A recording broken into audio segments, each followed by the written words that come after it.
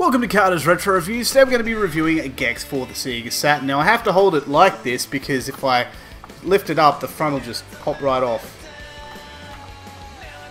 The front will just... You've got to be kidding me. I did 3 takes of this and they all fucking fell off and now it's okay. Oh, well, there you go. Gex for the Sega Saturn. Now, I've tried to do this intro several times and, you know, I figure, Gex, what could possibly go wrong? So anyway, here is the review for Gex. Oh, for fuck's sake! What the fuck is wrong with me? Jesus Christ!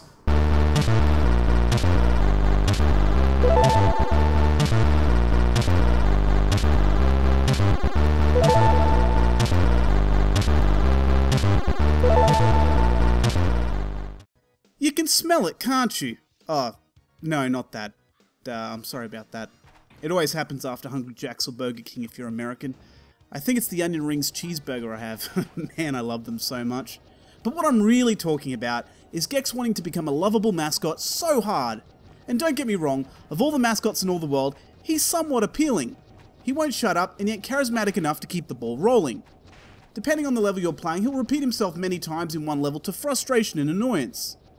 You still never quite hate him, and even though he annoyed me at times, I'm probably not the demographic. I mean, back when this game was released in 1994 on the 3DO, 1995 on PlayStation 1, and 1996 on both the Saturn and PC, I would have been the perfect demographic.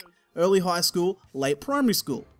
But as someone who's in his early 30s right now, he constantly makes references as an adult. I'm still not 100% on what they are, or they're so overdone that they can be exhausting when he uses them again, and again, and again. The game was developed by Crystal Dynamics, who I'm starting to grow an appreciation for, as just about all of their games, if not all, that I've reviewed thus far, I've recommended. Beam Software also did some development for the PlayStation and Saturn version. It was released in all 3 territories on the Saturn, also by Crystal Dynamics. The story in this game is a 30-second video which outlines Gex sitting in front of a TV in order to deal with the situation he's in. It's never really made clear on what that is exactly, but it turns out his dad died. What a super depressing way to start a video game. Hey kids, you want fun? Well here, have a gecko with depression and a bunch of dated one-liners. And then this bad guy, or so I assume is a bad guy because, you know, the colours are dark, his voice is given that typical evil sound, and he reaches through his TV to pull Gex through his TV. And since we're given 30 seconds to emotionally bond with the gecko, even though he seems indifferent to anything due to his situation, we're given the assumption of Gex as the protagonist and this other guy as the antagonist. So now that those details are out of the way, how does the rest of the game rate? You might be surprised. Or if you've actually played the game, hardly surprised at all. Menu presentation is actually quite amazing and looks crisp without actually playing a single pixel. The video and this menu looks really, really good. The colours make sense since Gex is a gecko and geckos can be green, and it turns into a theme all throughout the game, which is ingenious. It feels ever so 90s, and I know I say that a bit, but some games really feel like more of a product of their time, just like the Budweiser What's Up ads. What's up? Hold on. Hello? Or soul coughing.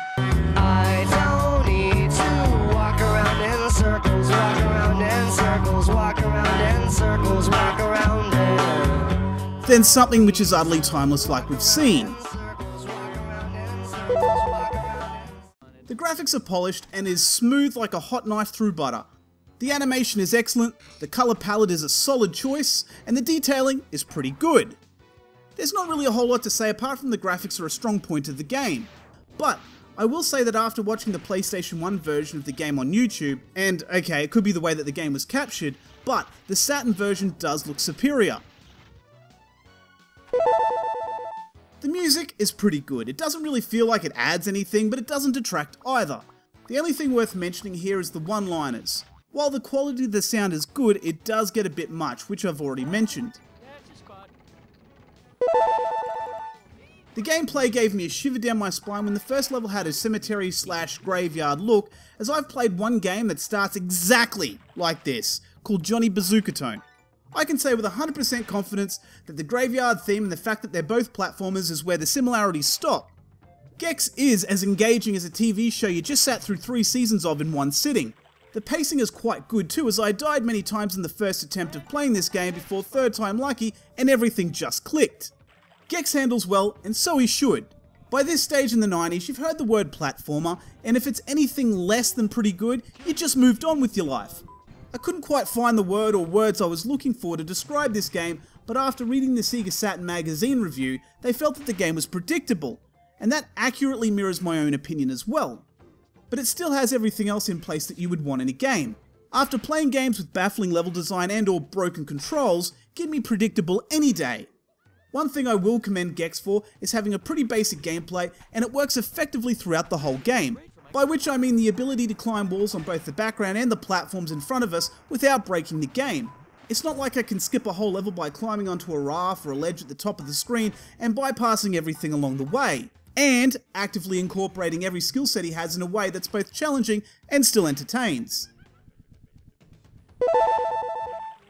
The replayability comes from your love of the game. Every few years you'll pull out a game like this because you'll remember playing it and loving it back in the 90s because, well, there's no party mode, there's no two-player or anything else apart from the game itself. Would I recommend this game? Yeah, sure, why not? He's personable, and while he does get a little much, he's charismatic enough with a solid gameplay and nice graphics to back it all up. You're just mad because you're lonely.